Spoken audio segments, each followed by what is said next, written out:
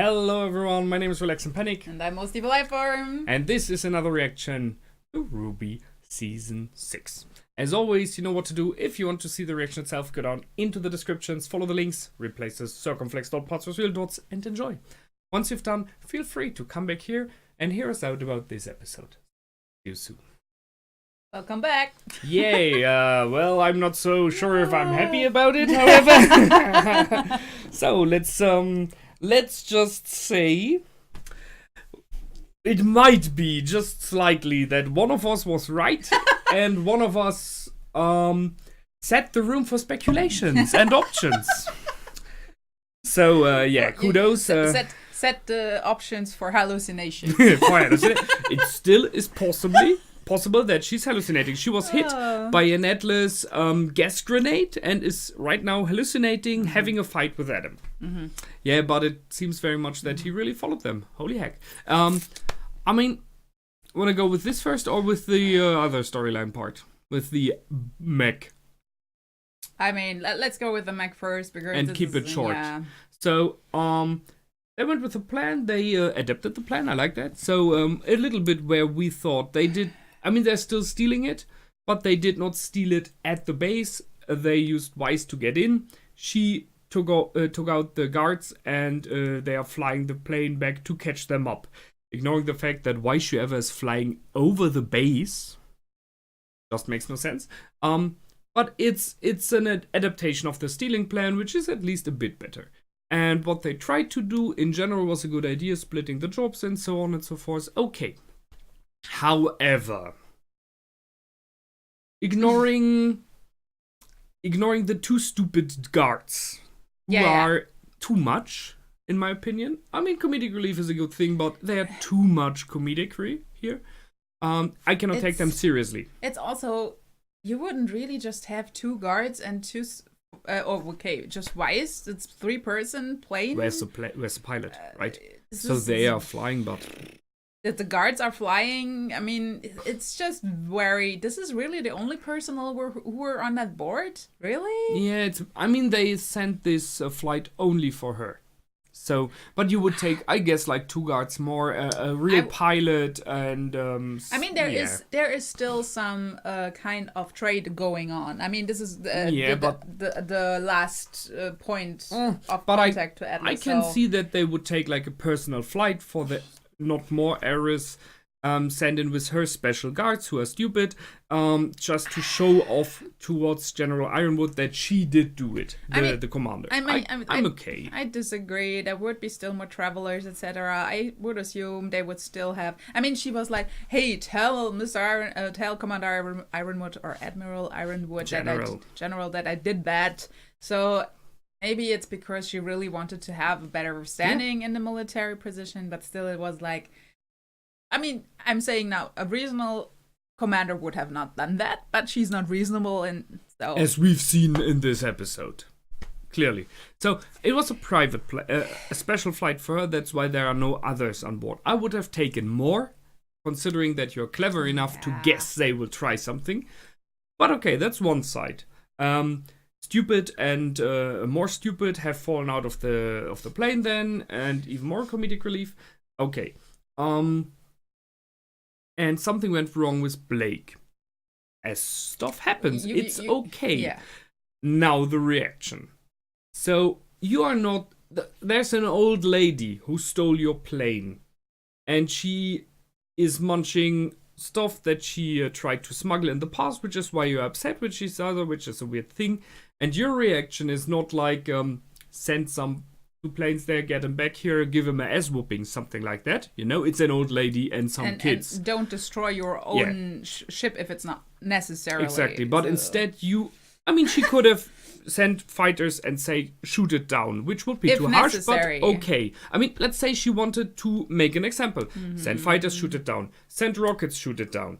Stuff like that. But there is this huge...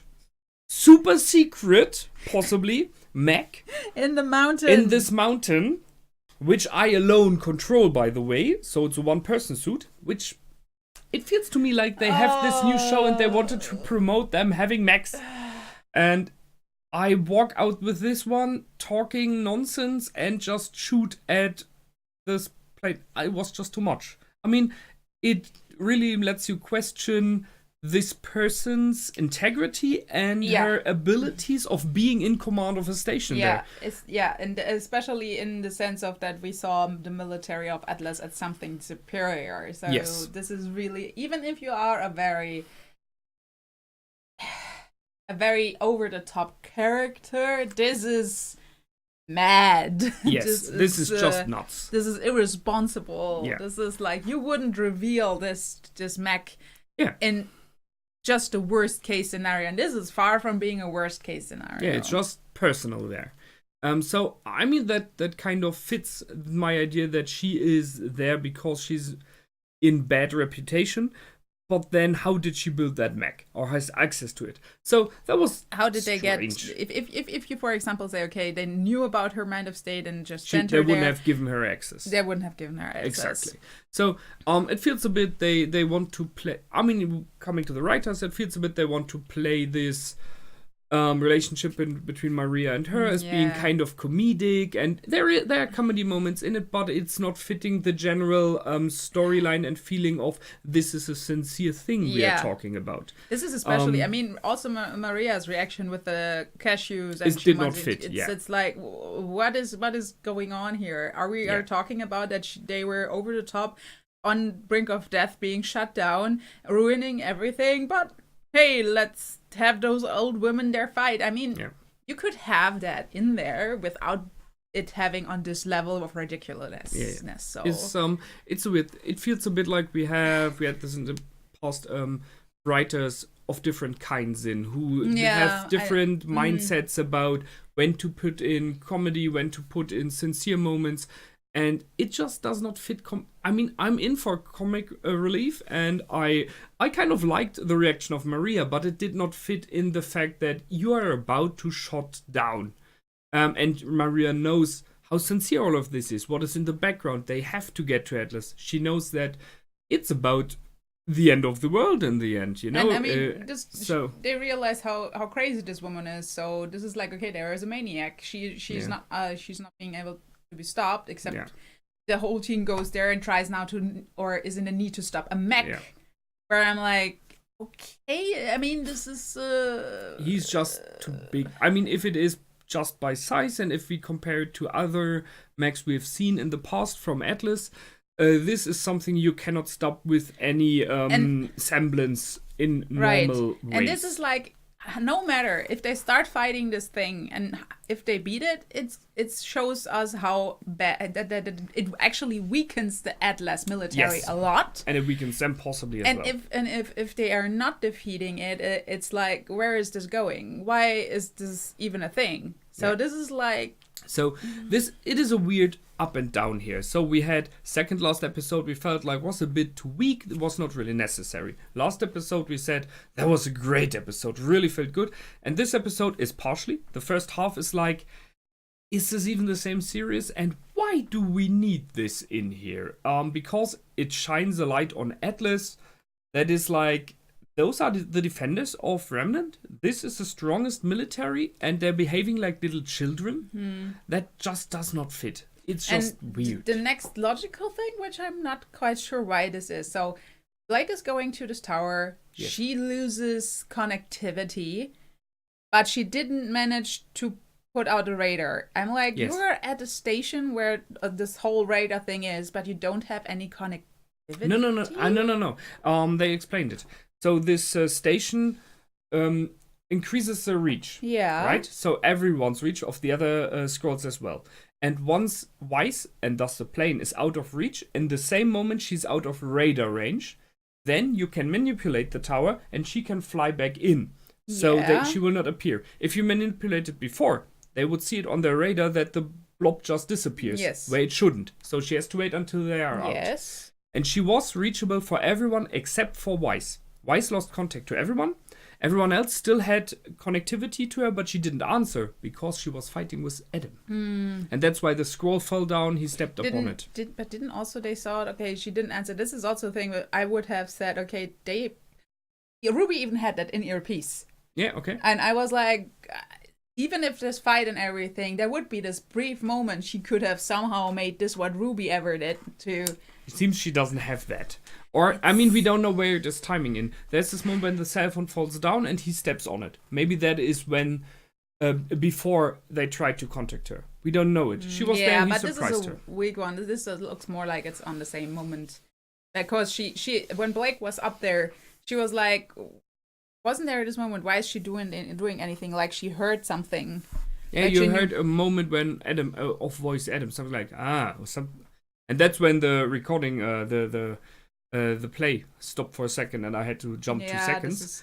No, I think they just, she just couldn't answer because either she was sneaking and then you cannot answer your scroll, or she was already in surprise from Adam, thus she didn't answer. I think it's okay, it fits in.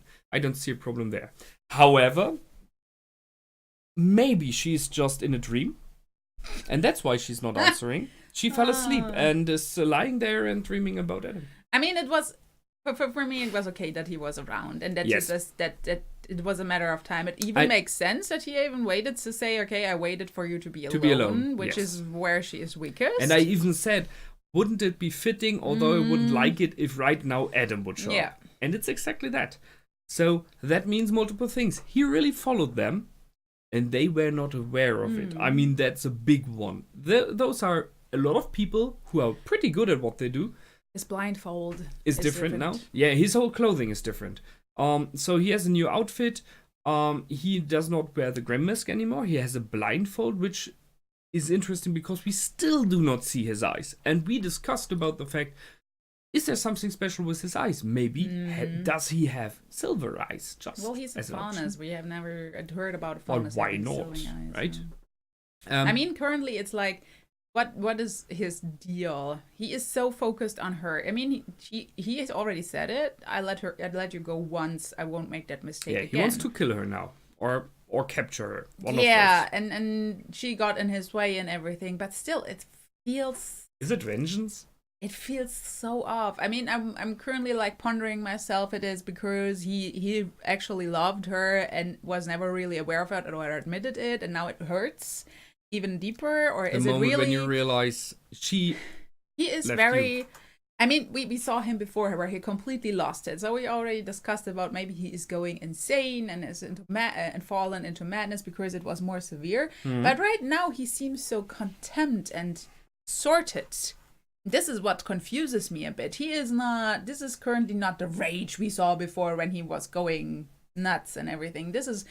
I already said it while we were watching it. This felt more like controlled rage. Controlled rage. And when he was throwing his knife at her and just hitting her with the blunt side. He did not throw. That was what he did in the past.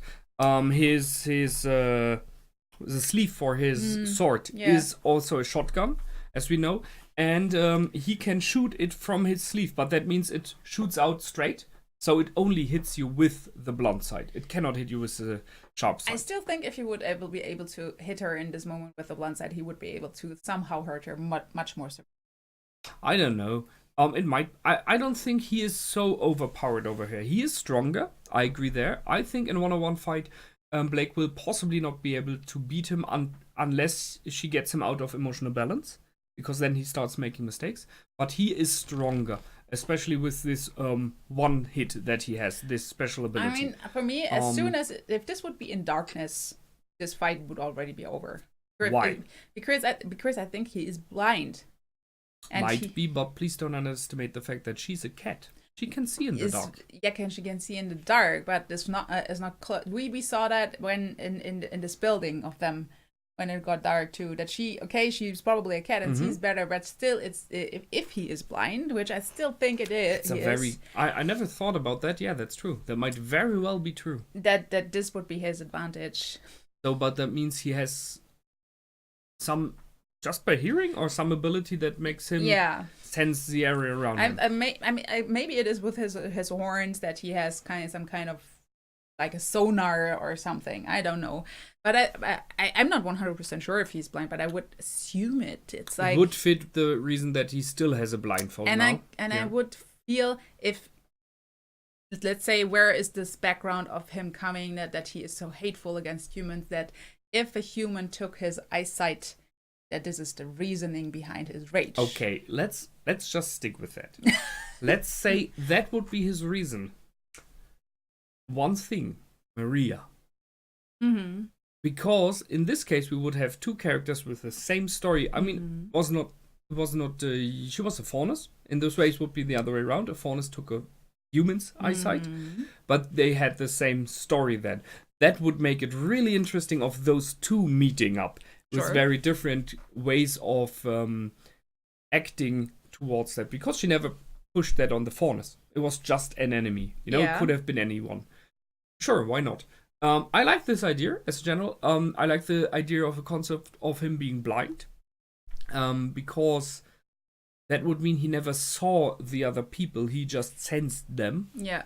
Why not? I mean, I would like it.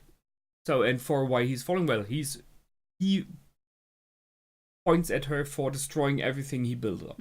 Simply, he was able to take over the lead of the faunus there, and she was the one that stopped it. There were others around, but for him, it was her, clearly. Because she offended him, she stood against him and said, I brought others along.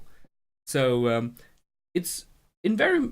I mean, all his life, since years, is around about her. And once she left, he made his own stuff, and then she comes back and takes it away. So I can see why he would follow her and it's just try like to punish her. his how he appears, not in the sense of no, I'm suddenly there, but like does this compare his appearance right now compared to when he was in the situation where he was coming back to the White Fang and they were not accepting him, and compare that to the Haven situation. And this one feels so different. It feels like this is like not a complete 180 in a shift, but like a 90-degree shift. It's just feels different. I agree, yeah, he has more than enough reasons and everything, but I just feel like he's not consistent. But I don't agree. He had this controlled rage in the past as well. The moment when he took off Yang's arm, as example. Before that, when they met again, and he was like, hello, darling. He was controlled. He was in control, but you could hear anger inside. He always was this mix-up. The question was always, is he able to control his anger? And when he is, then that is the moment when he's dangerous. Well, for me, it was not anger. For me, it was madness. Sure, yeah, okay, I can see that. The anger has always been there, that he has a very angry and vengeful baseline, I would say, in emotion.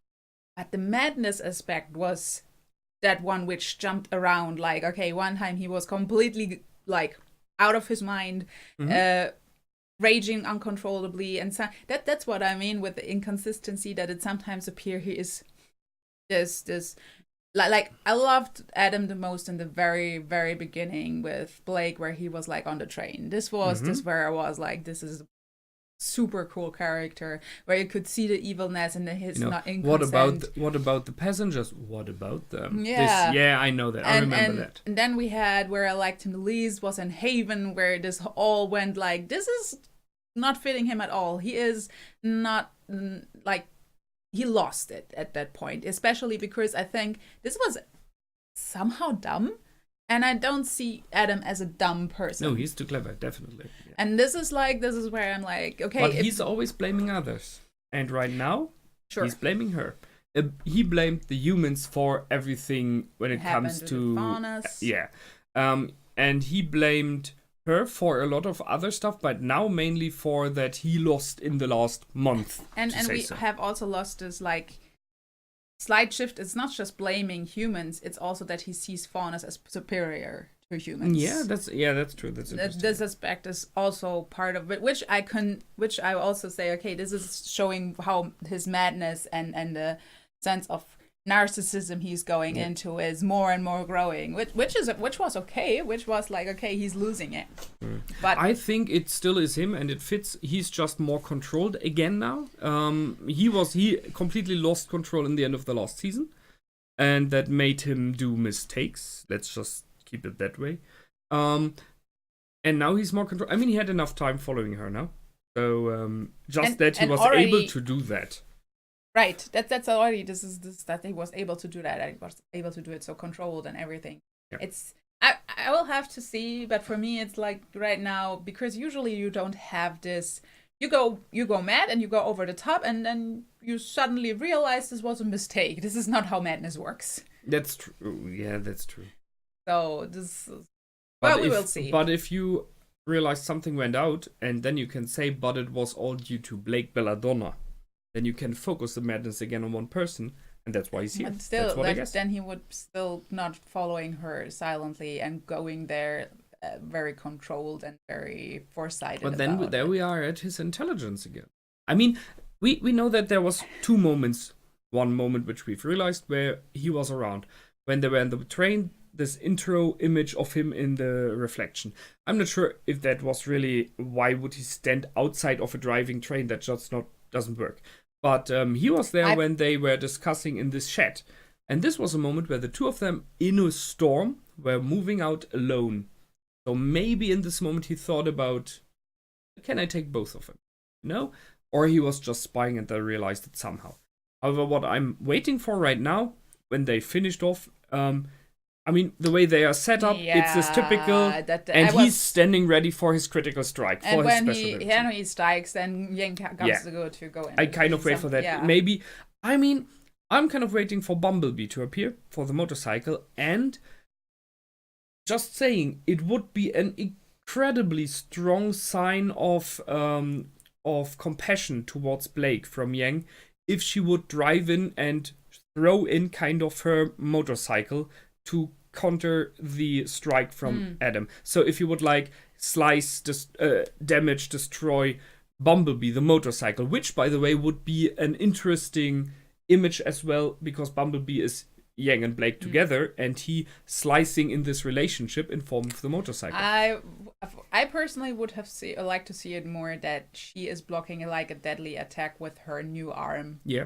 because this would be like you made me stronger. You made me stronger, and I'm keeping you from doing what you want to do the most by something you try by something you gave me, you did to me. This would be like a more in your face thing. Yeah, clearly it is a great, and we know that Yang is on the way. So this is a great moment for the three of them, for this trio we have, because we had Yang with the loss of her arm and the nightmares she had, where he was taking her other arm in the end, kind of, you know.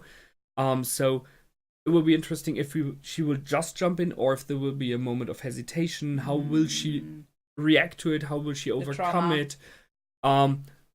Will one of them try to defend the others, or will they work as a team? Those things are interesting. I'm pretty sure they will beat him.